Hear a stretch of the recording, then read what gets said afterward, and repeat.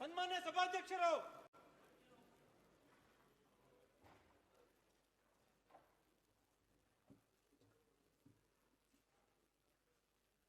ವಂದೇ ಮಾತರಂ ವಂದೇ ಮಾತರಂ ಸುಜಲಾಂ ಸುಫಲಾಂ ಮಲಯಜ ಶೀತಲಾಂ ಸಸ್ಯಶ್ಯಾಮಲಾಂ ಮಾತರಂ ವಂದೇ ಮಾತರಂ ವಂದೇ ಮಾತರಂ ಶುಭ್ರಜ್ಯೋತ್ಸ್ನಾಂ ಪುಲಕಿತಯಾಮಿನೀಂ ಫುಲ್ಲಕುಸುಮಿತ ದ್ರುಮದಲಶೋಭಿನೀಂ ಸುಹಾಸಿನೀಂ ಸುಮಧುರಭಾಷಿಣೀಂ ಸುಖದಾಂ ವರದಾಂ ಮಾತರಂ ವಂದೇ ಮಾತರಂ ವಂದೇ ಮಾತರಂ. ಈಗ ಸಂವಿಧಾನ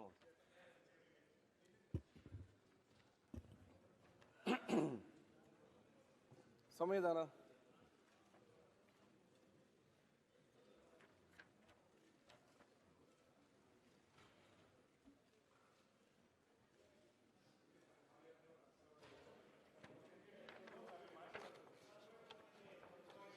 ಆಯ್ತು.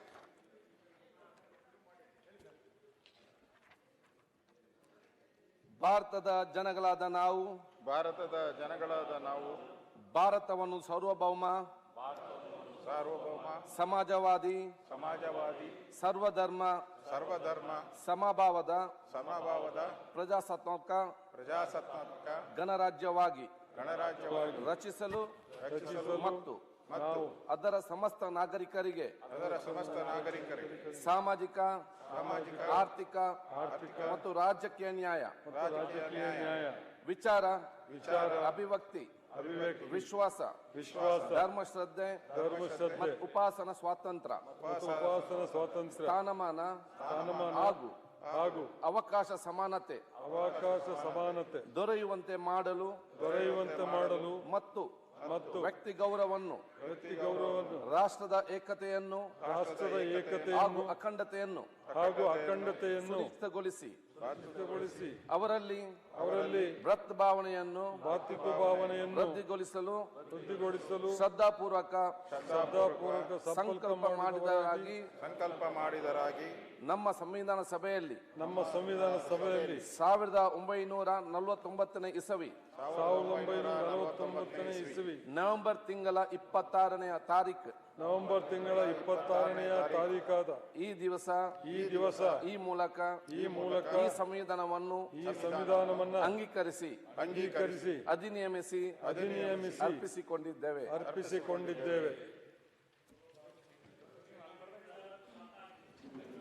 ಓಕೆ, ಈಗ ನಮ್ಮ ಹಾಲಿ ಶಾಸಕರು ಮತ್ತು ಕೆಲವೊಂದು ಮಾಜಿ ಶಾಸಕರು ಕೆಲ ಹಿರಿಯರು ಇವತ್ತು ನಮ್ಮನ್ನು ಅಗಲಿದ್ದಾರೆ. ಸಂತಾಪ ಸೂಚನೆ.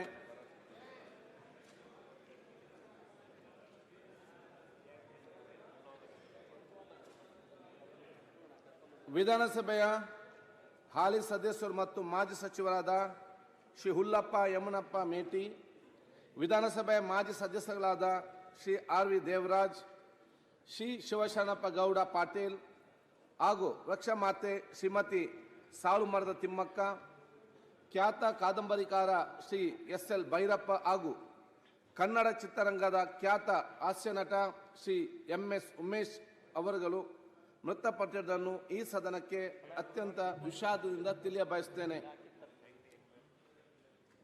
ಹುಲ್ಲಪ್ಪ ಯಮನಪ್ಪ ಮೇಟಿ ಮಾನ್ಯ ವಿಧಾನಸಭೆಯ ಸದಸ್ಯರಾದ ಶ್ರೀ ಹುಲ್ಲಪ್ಪ ಯಮನಪ್ಪ ಮೇಟಿ ಅವರು ಬಾಗಲಕೋಟೆ ಜಿಲ್ಲೆಯ ತಿಮ್ಮಾಪುರ ಗ್ರಾಮದಲ್ಲಿ ದಿನಾಂಕ 9/10/1946ರಂದು ಜನಿಸಿದರು.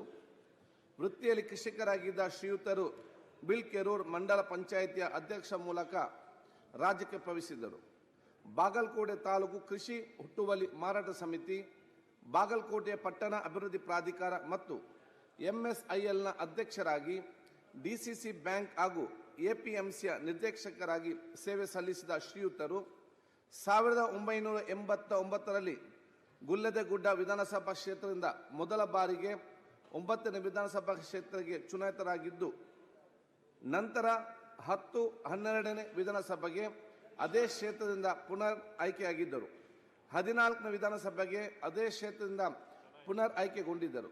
ಅರಣ್ಯ ಸಚಿವರಾಗಿ ಹಾಗೂ ಅಬಕಾರಿ ಸಚಿವರಾಗಿ ಕಾರ್ಯನಿರ್ವಹಿಸಿದ ಶ್ರೀಯುತರು 1996ರಲ್ಲಿ ಬಾಗಲಕೋಟೆ ಲೋಕಸಭಾ ಕ್ಷೇತ್ರದಿಂದ ಸಂಸದರಾಗಿ ಆಯ್ಕೆಯಾಗಿ ಸೇವೆ ಸಲ್ಲಿಸಿದರು.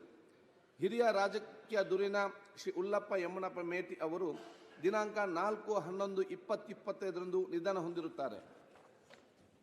ಶ್ರೀ ಆರ್.ವಿ. ದೇವರಾಜ್ ವಿಧಾನಸಭೆಯ ಮಾಜಿ ಸದಸ್ಯರಾಗಿದ್ದ ಶ್ರೀ ಆರ್.ವಿ. ದೇವರಾಜ್ ಅವರು ದಿನಾಂಕ 3/12/1957ರಂದು ಬೆಂಗಳೂರಿನಲ್ಲಿ ಜನಿಸಿದರು. BA ಪದವೀಧರರಾಗಿದ್ದ ಶ್ರೀಯುತರು ವೃತ್ತಿಯಲ್ಲಿ ವ್ಯಾಪಸ್ಥರಾಗಿದ್ದರು. ಉತ್ತಮ ಸಂಘಟಕರಾಗಿದ್ದ ಅವರು ಸಾಮಾಜಿಕ ಚಟುವಟಿಕೆಗಳಲ್ಲಿ ಸಕ್ರಿಯವಾಗಿ ಪಾಲ್ಗೊಳ್ಳುತ್ತಿದ್ದರು.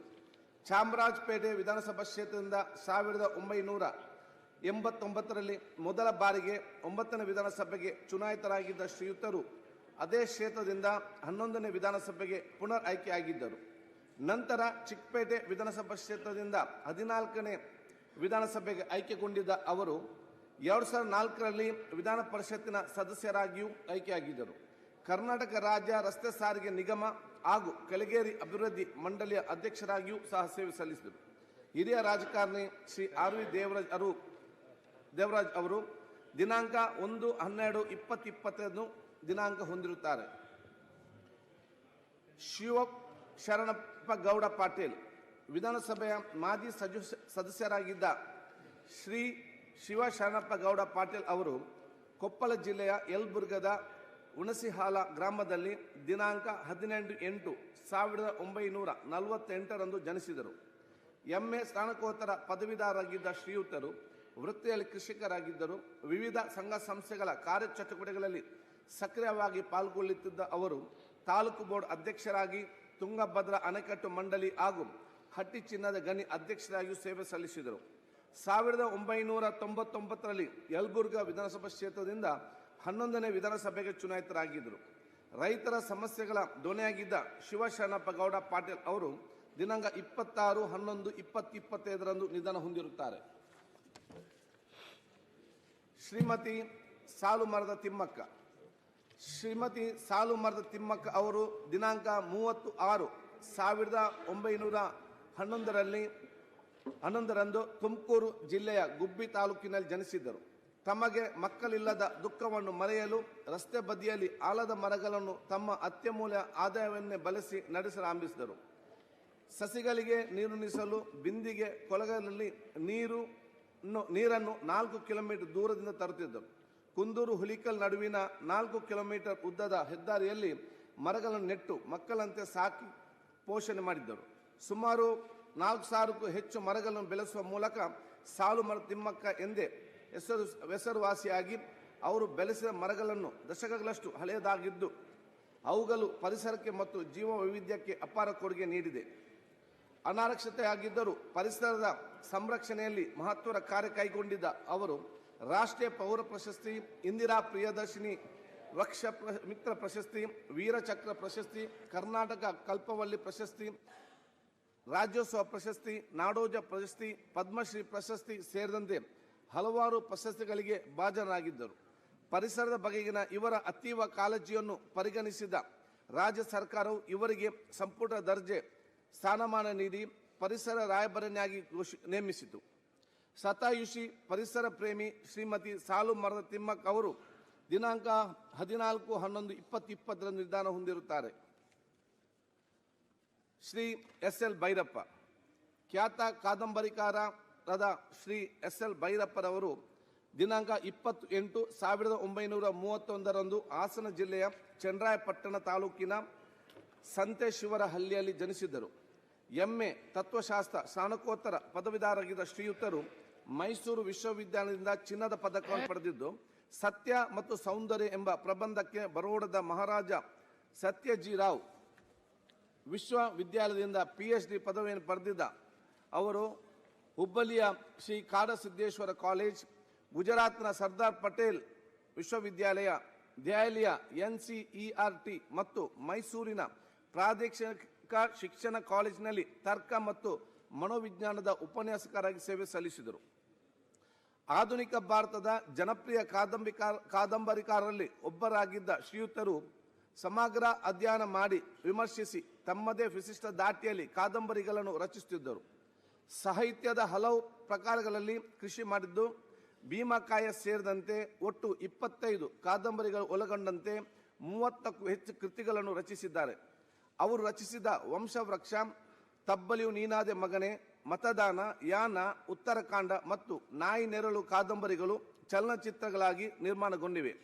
ಅವರ ಎಲ್ಲ ಕಾದಂಬರಿಗಳಲ್ಲಿ ಅತ್ಯಂತ ವಿಮರ್ಶಾತ್ಮಕವಾಗಿ ಮೆಚ್ಚುಗೆ ವ್ಯಕ್ತಪಡಿದ ಪರ್ವ ಕಾದಂಬರಿಯು ಮಹಾಭಾರತದ ಮಹಾಕಾವ್ಯದಲ್ಲಿನ ಸಾಮಾಜಿಕ ರಚನೆ, ಮೌಲ್ಯಗಳು ಮತ್ತು ಮರಣವನ್ನು ಬಹಳ ಪರಿಣಾಮಕಾರಿ ನಿರೂಪಿಸುತ್ತದೆ. ಅವರು ರಚಿಸಿದ ಅವರಣ ಕಾದಂಬರಿ ಪ್ರಕಟವಾದ 5 ತಿಂಗಳೊಳಗೆ 10 ಬಾರಿ ಮರುಮುದ್ರಣಗೊಂಡು ಭಾರತೀಯ ಸಾಹಿತ್ಯ ವಲಯಗಳಲ್ಲಿ ದಾಖಲೆಯನ್ನು ಸೃಷ್ಟಿಸಿತು. ಅವರು ಅನೇಕ ಕಾದಂಬರಿಗಳು ಇಂಗ್ಲಿಷ್ ಭಾಷೆ ಸೇರಿದಂತೆ ಭಾರತದ ಹಲವು ಭಾಷೆಗಳಿಗೆ ಅನುವಾದಗೊಂಡಿದೆ. 1999ರಲ್ಲಿ ಕನಕಪುರದಲ್ಲಿ ನಡೆದ ಕನ್ನಡ ಸಾಹಿತ್ಯ ಸಮ್ಮೇಳನದ ಅಧ್ಯಕ್ಷತೆ ವಹಿಸಿದ ಶ್ರೀಯುತರು ಗುಲ್ಬರ್ಗಾ ವಿಶ್ವವಿದ್ಯಾಲಯದಿಂದ ಗೌರವ ಡಾಕ್ಟರೇಟ್ ಪಡೆದಿದ್ದರು. ಪದ್ಮಶ್ರೀ, ಪದ್ಮಭೂಷಣ, ಸರಸ್ವತಿ ಸಮ್ಮಾನ್, ಕರ್ನಾಟಕ ಸಾಹಿತ್ಯ ಅಕಾಡೆಮಿ ಪ್ರಶಸ್ತಿ, ಕೇಂದ್ರ ಸಾಹಿತ್ಯ ಅಕಾಡೆಮಿ ಪ್ರಶಸ್ತಿ, ಪಂಪ ಪ್ರಶಸ್ತಿ, NTR ರಾಷ್ಟ್ರ ಪ್ರಶಸ್ತಿ, ಡಾಕ್ಟರ್ ಬೆಟ್ಟಗಿರಿ ಕೃಷ್ಣ ಶರ್ಮಾ ಪ್ರಶಸ್ತಿ ಸೇರಿದಂತೆ 10 ಹಲವಾರು ಪ್ರಶಸ್ತಿಗಳಿಗೆ ಭಾಜನರಾಗಿದ್ದರು. ಅತ್ಯಂತ ಸರಳ ವ್ಯಕ್ತಿತ್ವರಾಗಿದ್ದ ಶ್ರೀಯುತರು ತಮಗೆ ಸಂದ ಪ್ರಶಸ್ತಿಗಳ ಮೌಲ್ಯವನ್ನು ಬಡ ಜನರಿಗೆ ಹಾಗೂ ಸಮಾಜಕ್ಕೆ ಕೊಡುಗೆಯಾಗಿ ನೀಡುತ್ತಿದ್ದರು. ಅನನ್ಯ ಸಾಹಿತಿ, ಖ್ಯಾತ ಕಾದಂಬರಿಕಾರ ಶ್ರೀ SL ಭೈರಪ್ಪ ಅವರು ದಿನಾಂಕ 24/9/2025 ನಿಧನ ಹೊಂದಿರುತ್ತಾರೆ. ಶ್ರೀ MS ಉಮೇಶ್, ಚಲನಚಿತ್ರರಂಗದ ಜನಪ್ರಿಯ ಹಾಸ್ಯ ಕಲಾವಿದರಾಗಿದ್ದ ಶ್ರೀ MS ಉಮೇಶ್ ಅವರು ಏಪ್ರಿಲ್ 22, 1945 ಮೈಸೂರಿನಲ್ಲಿ ಜನಿಸಿದರು. K. ಹಿರಣ್ಣಯ್ಯ ಅವರ ಮಿತ್ರ ಮಂಡಳಿಯಲ್ಲಿ ಬಸವೇಶ್ವರ ನಾಟಕದಲ್ಲಿನ ಬಿಜ್ಜಲನ ಮಗನ ಪಾತ್ರದಲ್ಲಿ ಅಭಿನಯಿಸುವ ಮೂಲಕ ತಮ್ಮ 4ನೇ ವರ್ಷದಲ್ಲಿ ರಂಗಭೂಮಿ ಪ್ರವೇಶಿಸಿದ ಶ್ರೀಯುತರು ನಟನೆ ಜೊತೆಗೆ ಪಿಯಾನೋ ವಾದಕರಾಗಿ, ಕುಂಚ ಕಲಾವಿದರಾಗಿ ಮತ್ತು ಹಾರ್ಮೋನಿಯಂ ವಾದಕರಾಗಿಯೂ ಖ್ಯಾತ ಗಳಿಸಿದರು. ಗುಬ್ಬಿ ವೀರನ ಕಂಪನಿಯಲ್ಲಿ ಪಳಗಿದ ಶ್ರೀಯುತರು ಹಲವಾರು ನಾಟಕಗಳಲ್ಲಿ ಬಾಲನಟನಾಗಿ ಅಭಿನಯಿಸಿದರು. 1959ರಲ್ಲಿ ಮಕ್ಕಳ ರಾಜ್ಯ ಚಲನಚಿತ್ರದಲ್ಲಿ ಅಭಿನಯಿಸುವ ಮೂಲಕ ಚಿತ್ರರಂಗ ಪ್ರವೇಶಿಸಿದ ಶ್ರೀಯುತರು ನಂತರ ಕಥಾ ಸಂಗಮ, ತಪ್ಪಿದ ತಾಳ, ಅನುಪಮ, ಕಾಮನ ಬಿಲ್ಲು, ಶ್ರುತಿ ಸೇರಿದಾಗ ಗಜಪತಿ ಗೌರವಭಂಗ, ಗೋಲ್ಮಾಲ್ ರಾಧಾಕೃಷ್ಣ, ಗುರು ಶಿಷ್ಯರು, ಡೇರ್ ಡೆವಿಲ್ ಮುಸ್ತಫಾ ಸೇರಿದಂತೆ ಸುಮಾರು 700ಕ್ಕೂ ಹೆಚ್ಚು ಚಿತ್ರಗಳಲ್ಲಿ ಅಭಿನಯಿಸಿದರು. ಕಥಾ ಸಂಗಮ ಚಿತ್ರದ ತಿಮ್ಮರಾಯಿ ಪಾತ್ರಕ್ಕೆ ಉತ್ತಮ ಪೋಷಕ ನಟ ಪ್ರಶಸ್ತಿಯನ್ನು ಪಡೆದಿದ್ದ ಶ್ರೀಯುತರು ನಾಟಕ ಅಕಾಡೆಮಿಯ ಪ್ರಶಸ್ತಿ, ಮಹಾನಗರ ಪಾಲಿಕೆ ಪ್ರಶಸ್ತಿ, ವಿಶ್ವೇಶ್ವರಯ್ಯ ಪ್ರತಿಷ್ಠಾನ ಪ್ರಶಸ್ತಿ ಸೇರಿದಂತೆ ಹಲವಾರು ಪ್ರಶಸ್ತಿಗಳಿಗೆ ಭಾಜನರಾಗಿದ್ದರು. ಖ್ಯಾತ ಹಾಸ್ಯ ನಟ ಶ್ರೀ MS ಉಮೇಶ್ ಅವರು ದಿನಾಂಕ 30/11/2025 ನಿಧನ ಹೊಂದಿರುತ್ತಾರೆ. ಮುಖ್ಯಮಂತ್ರಿ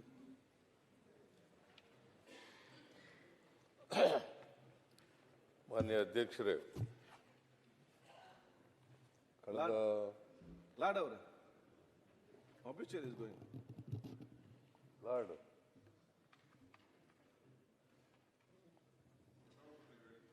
ಹೊಟ್ಟೋದ್ರ ಒಬ್ಬನೇ ಭಯ ಪಡದೇ ಇರೋನು.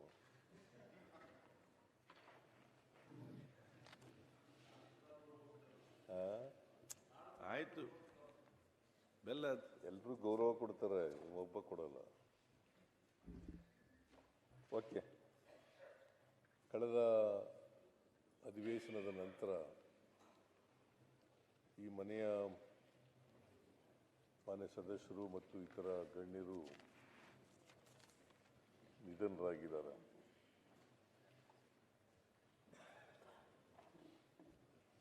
ನೀವು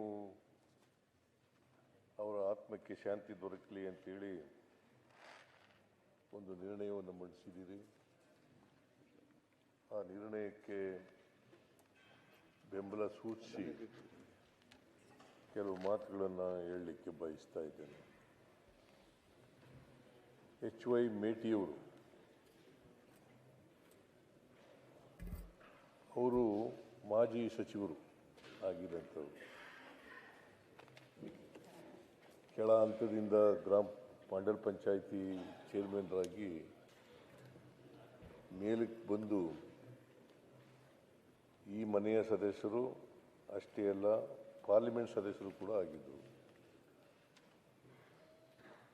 ಆಮೇಲೆ 96ರಲ್ಲಿ 1994ನಲ್ಲಿ ಮಿನಿಸ್ಟರ್ ಆದರು.